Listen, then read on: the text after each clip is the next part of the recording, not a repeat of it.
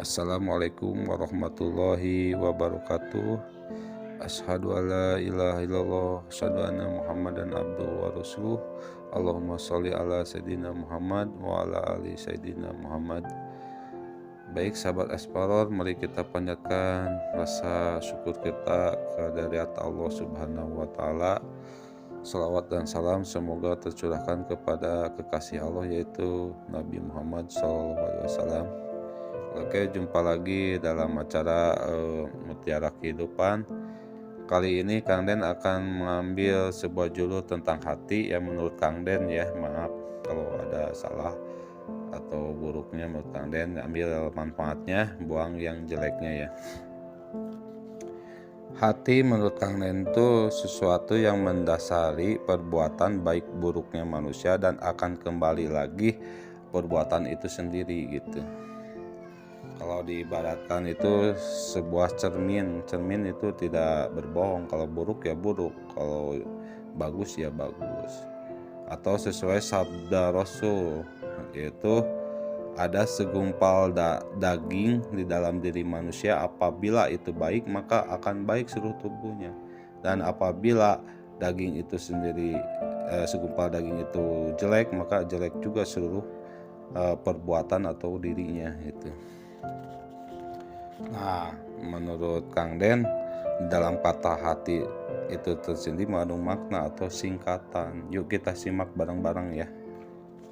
Nah, hati, huruf H-nya itu hakikat, A-nya adalah amal, T-nya terhadap, I-nya insan ya. Jadi kalau Kang Den simpulkan, suatu dasar amal perbuatan manusia akan kembali kepada dirinya sendiri.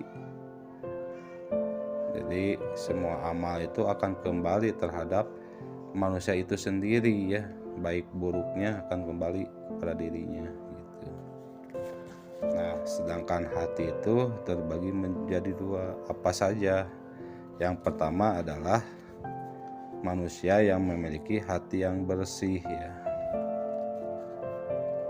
Apa hati yang bersih? Hati yang bersih itu yang mendasari dirinya atau hakikat yang mendasari dirinya itu dikarenakan Allah. Jadi apapun perbuatan dia laksanakan tujuannya karena Allah. Dan dampak hati yang bersih ya, ini dampaknya ya, dampak hati bersih. Yang pertama, dampaknya selalu ikhlas menjalankan segala perintah gitu, jadi tidak terpaksa. Terus yang kedua, selalu semangat berbuat kebaikan dan berbuat sesuatu yang bermanfaat bagi manusia. Yang ketiga yaitu mendapatkan kebahagiaan di dunia dan di akhirat. Jadi kebahagiaan di sini di dunia itu bukan berupa tentang materi aja ya, atau punya mobil, rumah, tapi kebahagiaan di sini memiliki kekayaan hati, punya ketenangan dan kedamaian di dalam menjalankan hidupnya.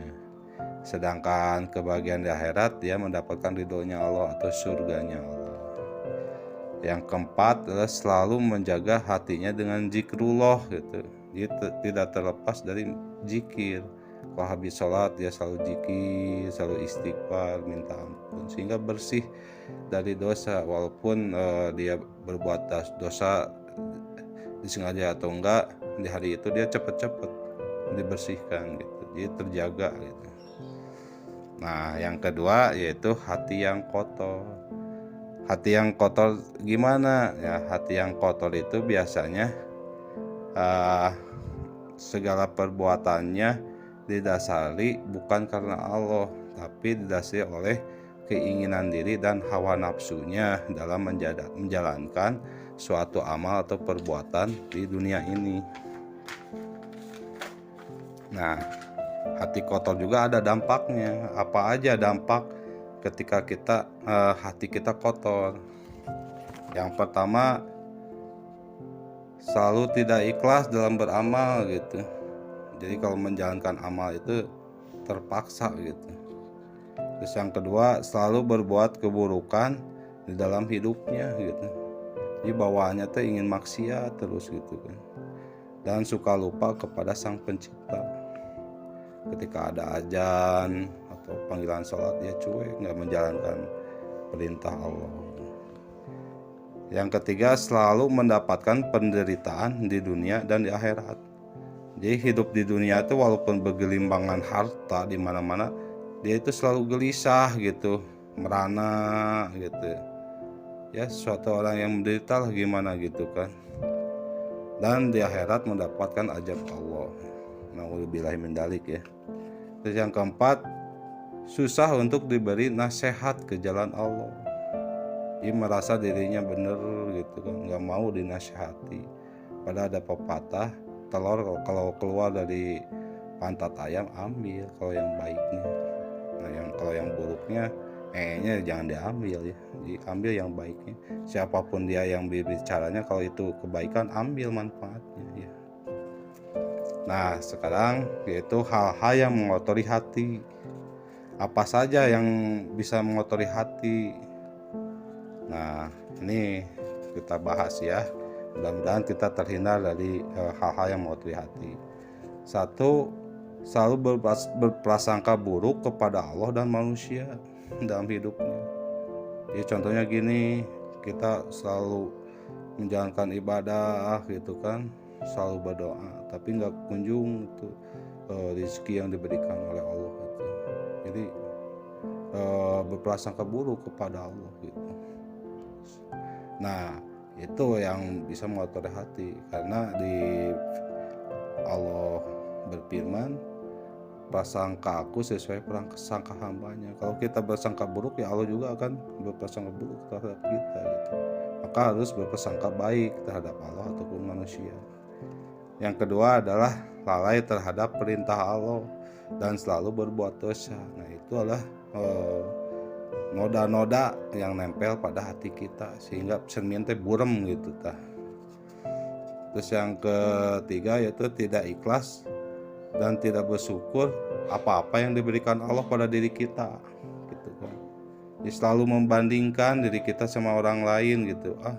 Kenapa orang lain mendapat mobil, dapat uang, kok diri saya gini. Susah terus prasangkaan. Nah, padahal kan rezeki kita udah ada yang mengatur Allah.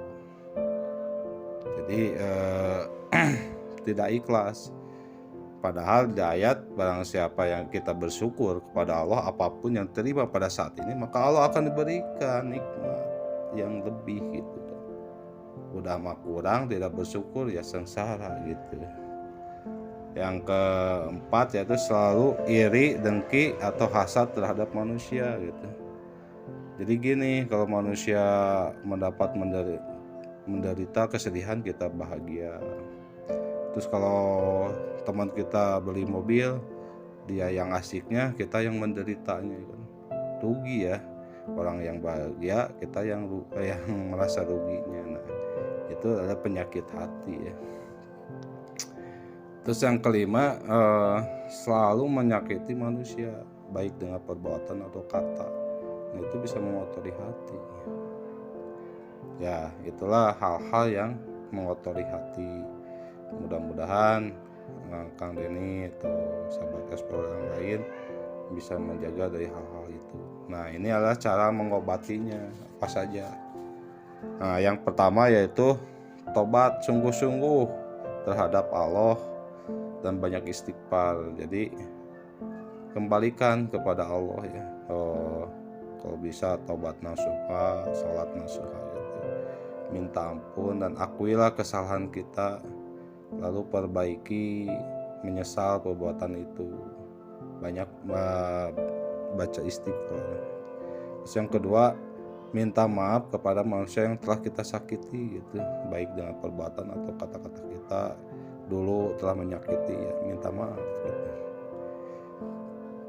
Maka kalau kita telah dimaafkan, hati kita menjadi lapang gitu, nggak sempit kembali gitu kan. Terus yang ketiga, selalu berzikir dan membaca dan memahami isi Al-Quran. Jadi orang yang berzikir itu mengingat Allah itu akan merasa tenang dirinya ya. dan orang selalu membaca dan memahami Al-Quran itu hatinya selalu bergetar, jadi dekat dengan Allah gitu. Yang keempat, paksakan diri kita untuk selalu berbuat kebaikan, baik terhadap manusia atau kepada Allah, karena hal itu akan balik kembali kepada diri kita, dan sedangkan perbuatan kebaikan itu bisa menghapus dosa-dosa yang lalu. Nah, yang kelima yaitu kumpullah sama orang-orang soleh ya. Jadi ada pepatah, kalau kita gaul sama parfum akan kena wanginya, dan bergaul sama pandai besi akan terkena panas apinya. Ya begitu juga kalau kita sering kumpul dengan orang-orang yang memiliki hati bersih, ya lambat laun hati kita akan bersih kembali. Atau dalam cermin itu enggak buram ya, jadi kinclong, jadi bisa melihat antara perbuatan baik dan perbuatan buruk atau purukon. Kalau cermin kita buram, nggak akan bisa membedakan antara hak dan baik gitu. Bahkan makan pun yang kita makan nggak perlu haram dan haramnya dimakan, yaitu karena cermin atau hati kita kotor. Kalau bersih, kita akan menjaga dari hal-hal makanan yang dari haram gitu kan. Ya, itu pembahasan dari Kang Denny, mudah-mudahan bermanfaat bagi Kang Denny sendiri dan umumnya bagi sahabat explorer beriman. Wabillahi taufiq wal hidayah. Wassalamualaikum warahmatullahi wabarakatuh.